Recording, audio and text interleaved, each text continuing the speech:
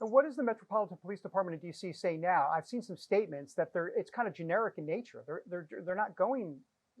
What's the latest on that? This has become about politics, David, because the police last week said that they are not investigating because there were no illegal abortions, but then they admitted that they have not done an autopsy. So no autopsy has been performed. There has not been a proper medical examination of the bodies of these infants. So there is no way for them to know and for them to claim that this was done lawfully. Yeah. First of all, the law is terrible that this permits any abortions, that it permits late-term abortions, but there are still laws on the books that prohibit infanticide and partial birth abortion.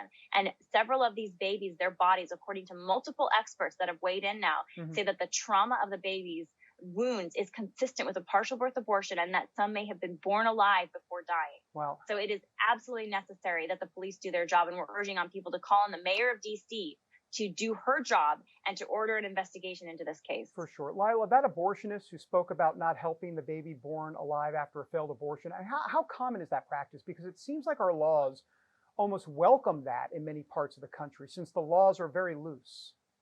It's very common, David. I mean, Live Action's been documenting it for years. Late-term abortionists who say that they've had born alive infants at their clinics. They've left them to die. They submerge them in solution to drown them. I mean, people don't want to believe this is happening because it's easier to ignore it. It's easier to pretend it doesn't happen. But the reality is, in every abortion where the baby can be born outside of the womb, which is many abortions, tens of thousands of abortions today, you have to induce labor. That baby may be delivered alive, and labor is unpredictable, can come out alive, or the abortionist is sloppy and doesn't care. And in that case, you're left in an abortion clinic room with an abortionist who's trying to kill that child and a born alive infant struggling for their life.